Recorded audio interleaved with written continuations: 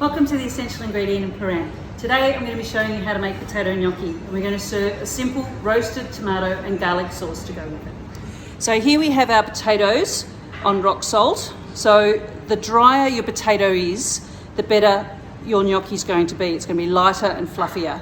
So the salt absorbs any moisture that's in the potato while it's cooking. I like to use a Desiree potato. Any waxy potato is fine for this recipe. So we're going to pop these in the oven at 180 degrees until they're cooked for about 45 minutes. Okay, to start the sauce for the gnocchi, I've got about 1 kilo of ripe tomatoes. So if you've got any tomatoes hanging around in your fridge that you need to use up, they're perfect. Otherwise, your local greengrocer sometimes has what we call sauce tomatoes. So they're not so pretty, but they're quite sweet and they've always got lots of flavour. So I'm going to pop those into a tray. And then I've got 1 onion chopped and 4 cloves of garlic. They can be left whole. A good pinch of sea salt. A good whack of pepper.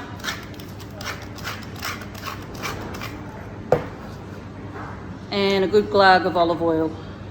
So I'm going to put that, coat everything nicely, and give it a little bit of a mix. And then we're going to pop this in the oven with our potatoes, so they should take around the same time, but you want a nice amount of colour and caramelisation on everything. Here's our tomatoes out of the oven. You can see they've got beautiful colour on them and still sizzling. This is a little bit easier to blend while they're still warm. So all those beautiful juices have come out of the tomatoes. Okay. Try and get all of those juices because that's going to help with the blending and you don't want to waste anything.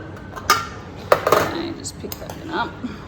So I might just add a little bit of extra oil just to help this blend through a bit. And we're going to add some fresh basil to it. Using your stick blender.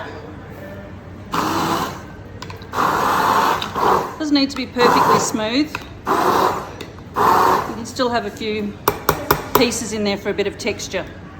Okay, let's make the gnocchi. Here's our potatoes cooked, ready to go. So you just brush a little bit of the salt off and you want to cut them in half while they're still hot. So this is really important, this step. Your potatoes still need to be warm because if they go cold, then they end up going gluey and you don't end up with a nice gnocchi dough.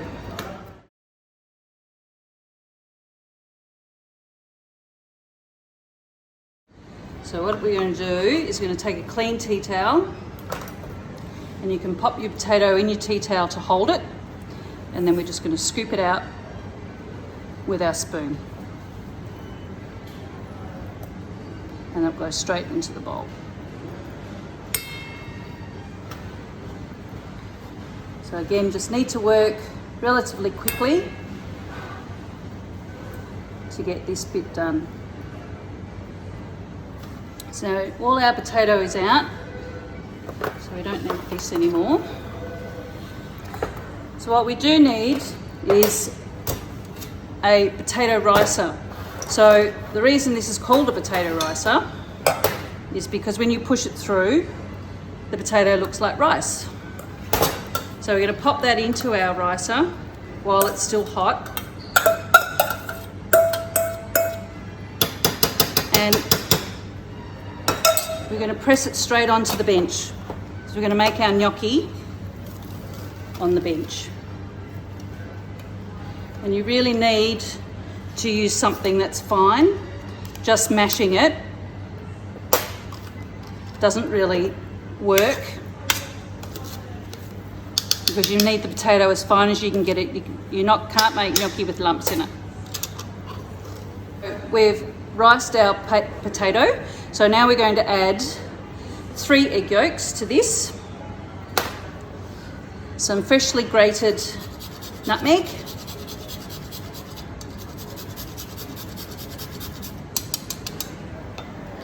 pinch of salt, around 50 grams of fresh grated parmesan, and roughly 100 grams of flour. Now this just depends on how dry your potatoes are. So my potatoes are pretty good, so we're not going to need to add too much flour to it. So you're just going to start by working it all in.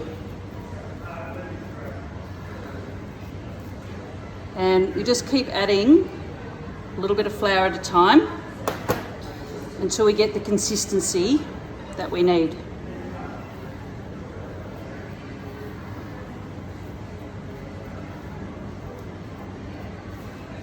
And again, we don't want to overwork our dough.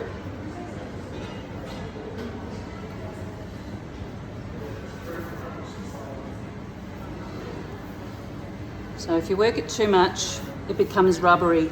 We still want nice light pillows of gnocchi. If we add too much flour, they become a bit too bouncy.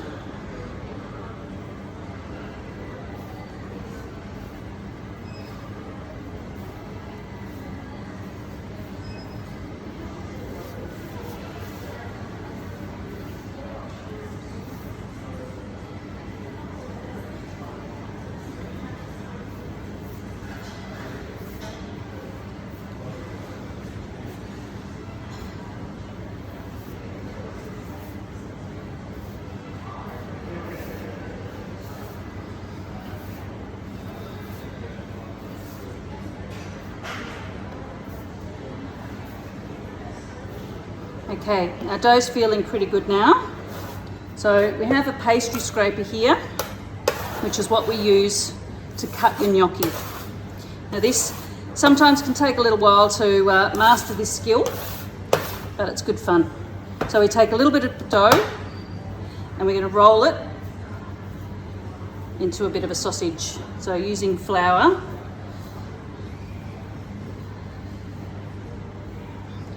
Now, the gnocchi can be as small or as large as you like. The bigger it is, the longer it takes to cook. And sometimes the smaller it is, it tends to overcook. So, taking your scraper, what we're going to do is just cut them into little pillows like this.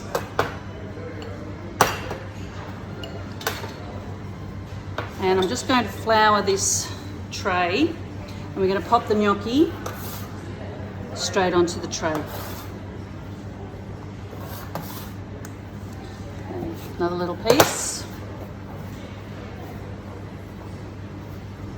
Just flour as you need to, just so it doesn't stick to the bench.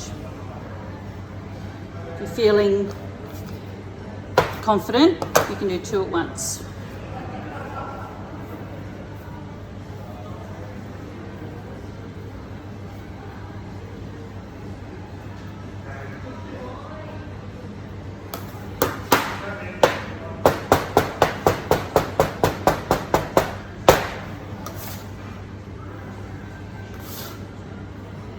And now we're going to cook our gnocchi straight away. Okay, we've got a nice big pot of salted boiling water on the stove. We want to make sure our water is rapidly boiling, and we do have plenty of water in a deep pot. So I'm going to add our gnocchi into the water. You just want to be careful that it doesn't splash up onto you. And the other important thing is, if you're doing any more than 800 grams of dough, you probably want to cook it in two lots. You don't want to jam too much gnocchi in the water at once, otherwise it'll just stick together like a big ball. And we're literally cooking this until it pops up to the surface. So I've just got a bit of a spoon here, a nice long spoon, and what I'm going to do is just gently make sure that the gnocchi is not sitting on the bottom. So don't stir the pot because you'll mash up your gnocchi. So now our gnocchi is popping up to the surface. You're going to take a fine strainer and I'm going to scoop it straight into our baking dish. So just gently take your gnocchi out of the hot water. We're going to pop it straight into our dish.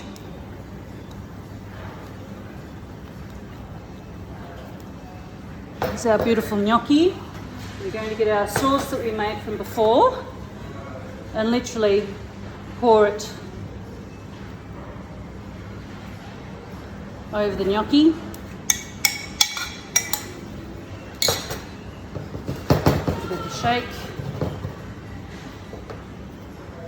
Our parmesan, we're going to pop that in the oven.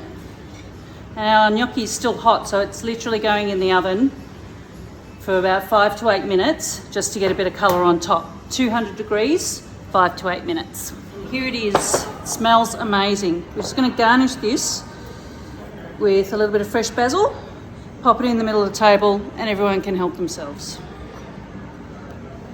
I'm going to have some right now.